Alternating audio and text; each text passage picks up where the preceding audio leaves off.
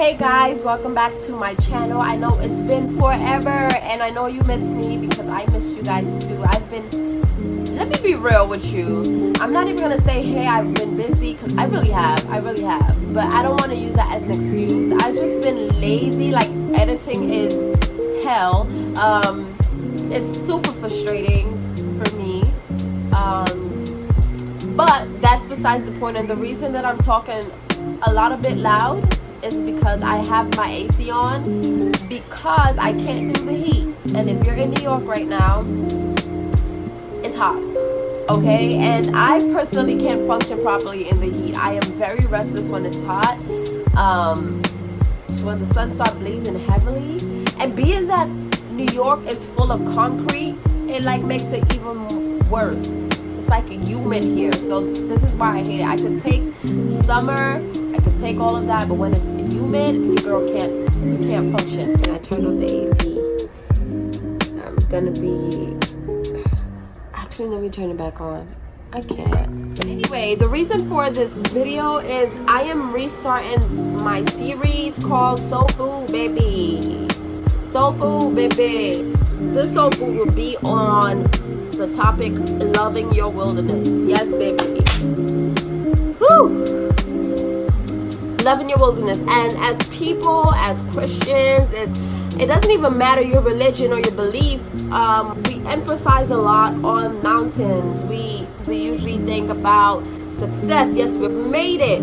Great. They're feeling wonderful. But what about those moments when you don't, right? A lot of us are taught so much about the mountain experiences that when we have valley experiences, we envy it. We hate it. We can't stand it because we're not taught to love it. But one thing that I've learned is that some of God's greatest works happen in valley experiences, right?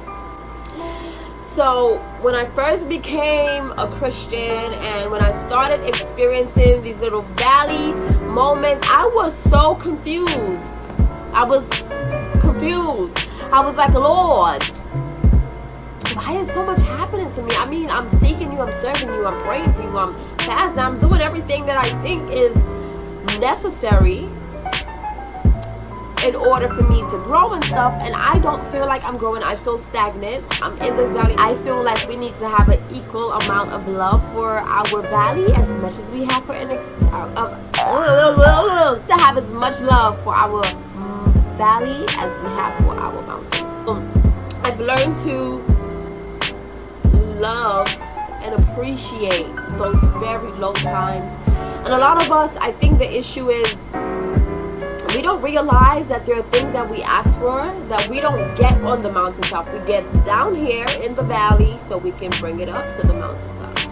When we pray and ask God, Lord, bless me with wisdom, Lord, bless me with understanding, bless me with a promotion, or let me just make this clear. When you ask God for certain things, He's not just going to give it to you. Not for everything, I should say.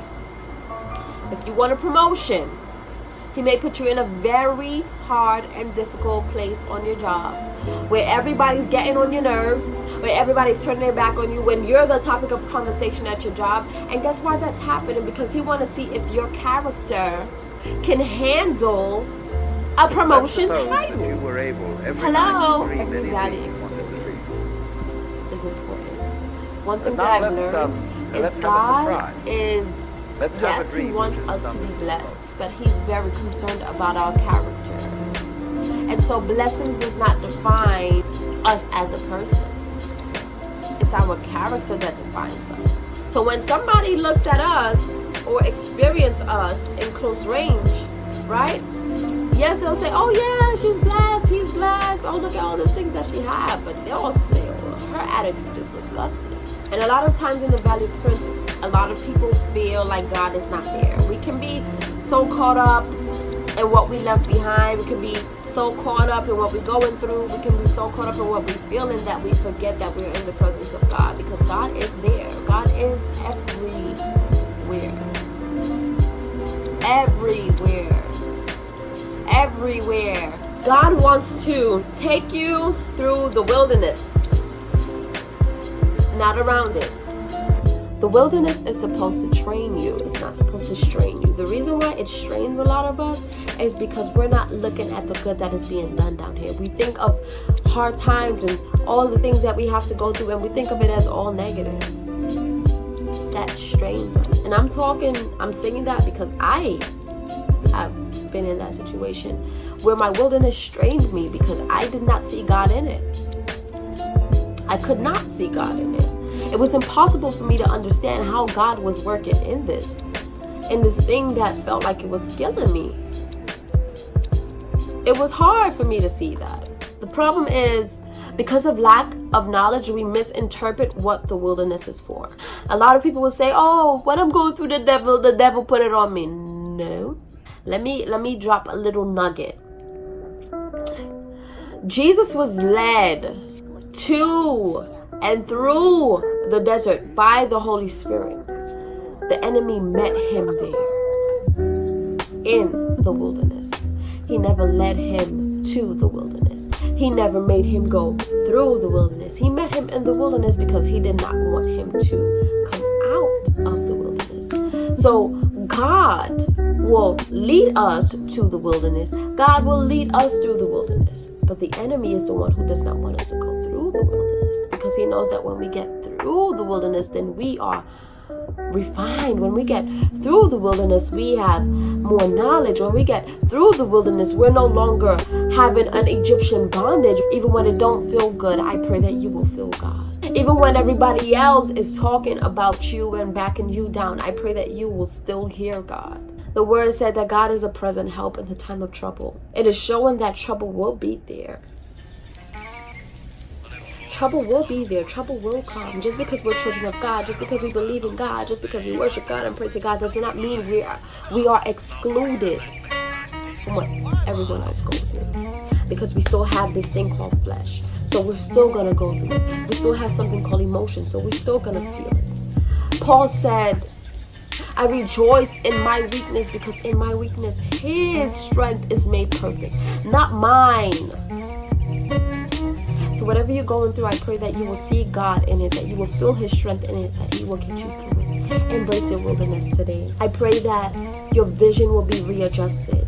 The reason why we can't really focus on God is because we're so focused on the mountain that we don't see him in the valley. Our vision is so out of lens, out of focus. And I'm praying that God helps us, that God readjusts our vision. So in this wilderness that you're going through, know that God is there. Know that he has not forsaken you. Know that he has not left you, but he is working on you. He is building your character. He's not just concerned about blessing you. He's concerned about building your character. Because when you are blessed and you have a nasty character, you won't receive your blessing. Your character needs to be fixed first. And this is what this wilderness is doing. Your vision needs to be fixed first. And this is what this wilderness is doing. Your understanding, your perception of who God is needs to be fixed first. And this is what this wilderness is doing. Your perception of people needs to be fixed first. And this is what this wilderness is doing. Your perception of yourself, the way you view yourself, needs to be fixed first. And this is what this wilderness is doing. So this wilderness, you better love it, because it's going to be your best friend. Remember, God is love. Embrace your wilderness and love your wilderness. Peace.